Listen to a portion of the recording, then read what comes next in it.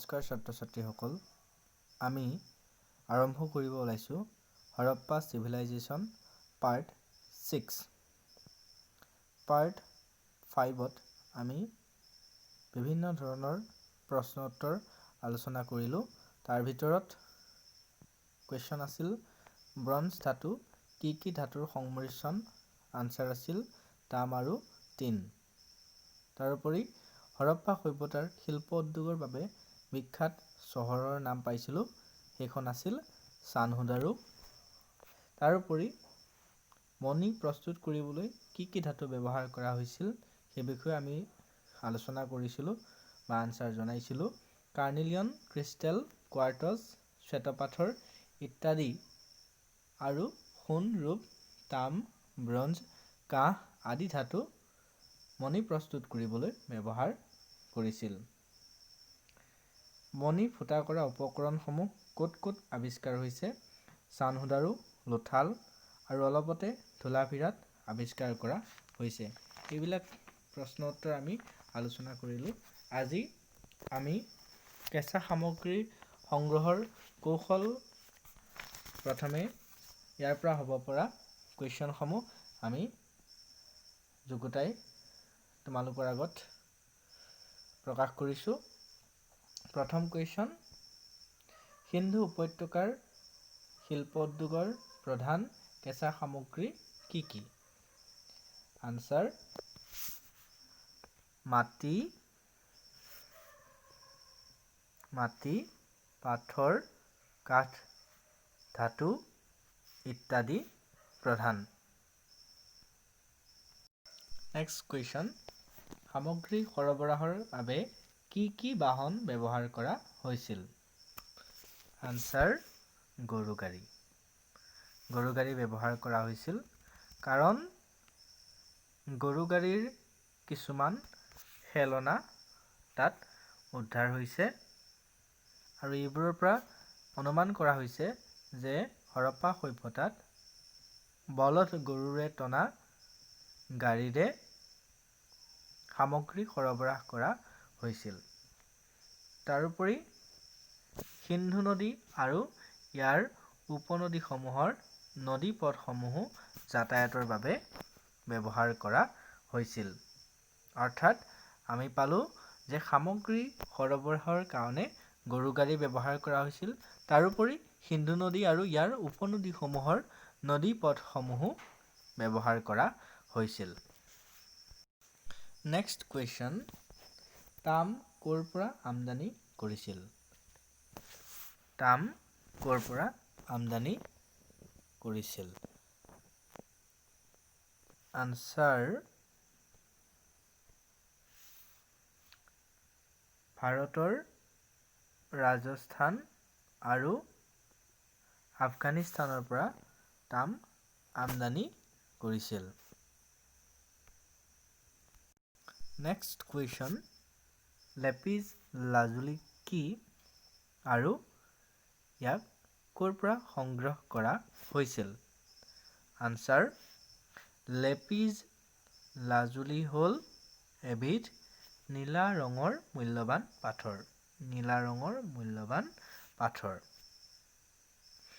লেপিজ lazuli আফগানিস্তানৰ চোটঘাইৰ পৰা সংগ্ৰহ কৰা হৈছিল। আফগানিস্তানৰ চোটঘাইৰ পৰা সংগ্ৰহ কৰা হৈছিল। কাৰ্নেলিয়ন ক'ৰ পৰা সংগ্ৰহ কৰা হৈছিল? আনচাৰ গুজৰাটৰ ভৰুচৰ পৰা কাৰ্নেলিয়ন সংগ্ৰহ কৰা হৈছিল। আনচাৰ গুজৰাটৰ ভৰুচৰ পৰা কাৰ্নেলিয়ন সংগ্ৰহ কৰা হৈছিল। শ্বেতপাথৰ ক'ৰ পৰা সংগ্ৰহ কৰা হৈছিল? আনচাৰ ৰাজস্থান আৰু উত্তৰ গুজৰাটৰ পৰা শ্বেতপাথৰ সংগ্ৰহ কৰা হৈছিল। নেক্সট কুৱেশ্যন, সিন্ধু সভ্যতাবাসীয়ে ক'ৰ পৰা সোণ সংগ্ৰহ কৰিছিল? আনচাৰ নদীৰ বালিৰ পৰা সোণ সংগ্ৰহ কৰিছিল। তাৰোপৰি দক্ষিণ ভাৰত আৰু আফগানিস্তানৰ পৰাও তেওঁলোকে সোণ আমদানি কৰিছিল। নেক্সট কুৱেশ্যন, সীহ ক'ৰ পৰা সংগ্ৰহ কৰিছিল? আনচাৰ, ৰাজপুতনা, দক্ষিণ ভাৰত, পাৰস্য আৰু আফগানিস্তান আদি অঞ্চলৰ পৰা সীহ সংগ্ৰহ কৰিছিল। নেক্সট কুৱেশ্যন, হৰপ্পানসকলে বহিদেশৰ ক'ৰ পৰা তাম সংগ্ৰহ কৰিছিল? আনচাৰ, আৰব উপদ্বীপৰ দক্ষিণ-পশ্চিম অঞ্চলত অৱস্থিত ওমানৰ পৰা তাম আমদানি কৰিছিল। ওমানৰ পৰা তাম আমদানি কৰিছিল। নেক্সট কুৱেশ্যন, ওমানত উদ্ধাৰ হোৱা হৰপ্পাৰ সামগ্ৰীবিধৰ নাম কি? আনচাৰ, হৰপ্পান জাৰ। এনেকুৱা হৰপ্পান জাৰ। এই ধৰণৰ জাৰবিলাকত এবিধ পানীয় হৰপ্পাৰ পৰা ওমানলৈ ৰপ্তানি কৰা হৈছিল আৰু ইয়াৰ বিনিময়ত ওমানৰ পৰা হৰপ্পানবাসীয়ে তাম সংগ্ৰহ কৰিছিল বা অতি মূল্যৱান ধাতু সংগ্ৰহ কৰিছিল। নেক্সট কুৱেশ্যন, হৰপ্পা সভ্যতা আৰু মেচ'পটেমিয়া সভ্যতাৰ সম্পৰ্ক আছিল বুলি কেনেকৈ জানিব পাৰি? আনচাৰ, মেচ'পটেমিয়াত কিছুসংখ্যক হৰপ্পাৰ চিল, মোহৰ, দগা-পাল্লা আৰু মণি উদ্ধাৰ হৈছে। মেচ'পটেমিয়াত কিছুসংখ্যক চিল, মোহৰ, দগা-পাল্লা আৰু মণি উদ্ধাৰ হৈছে। তাৰোপৰি মেচ'পটেমিয়াৰ লিপিত মেচ'পটেমিয়াৰ লিপিত দিলমুন, মগান, মেলুহা আদি ঠাইৰ লগত সম্পৰ্ক থকাৰ কথা উল্লেখ আছে। মেচ'পটেমিয়াৰ লোকসকলে মেলুহা শব্দটোক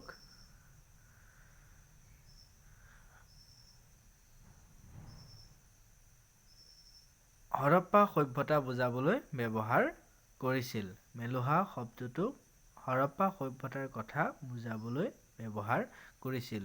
ইয়ে প্ৰমাণ কৰে যে হৰপ্পা সভ্যতা আৰু মেচ'পটেমিয়া সভ্যতাৰ লগত এক ওচৰ সম্পৰ্ক গঢ় লৈ উঠিছিল। হৰপ্পা আৰু মহেঞ্জোদাৰোত আৱিষ্কৃত চিল, মোহৰত থকা ডাঙৰ ডাঙৰ নাৱৰ চিত্ৰই বাণিজ্য প্ৰসাৰতাৰ কথাকে সূচায়। তাৰোপৰি মেচ'পটেমিয়ান উপকথাত মেলুহাৰ বিষয়ে এনেদৰে কৈছে যে তোমাৰ পক্ষী হ'ল হাজা পক্ষী, ইয়াৰ শব্দ ৰাজপ্ৰসাদতো শুনা যায়। হাজা পক্ষীৰ বিষয়ে বিভিন্ন ইতিহাসবিদে মত পোষণ কৰিছে যে ই হ'ল মৰা চৰাই। অৰ্থাৎ মেচ'পটেমিয়াৰ যি লিপি, এই লিপিত আমাৰ হৰপ্পা সভ্যতাৰ মেলুহা অৰ্থাৎ ময়ৰা চৰাইৰ বিষয়ে বৰ্ণনা কৰা আছে। অৰ্থাৎ ইয়াৰ পৰা আমি অনুমান কৰিব পাৰোঁ যে হৰপ্পা সভ্যতা আৰু মেচ'পটেমিয়া সভ্যতাৰ লগত এক নিবিড় সম্পৰ্ক গঢ় লৈ উঠিছিলে, যাৰ কাৰণে হৰপ্পাৰ বিষয়ে মেচ'পটেমিয়াৰ লিপিত কিছুমান বৰ্ণনা আগবঢ়োৱা হৈছে।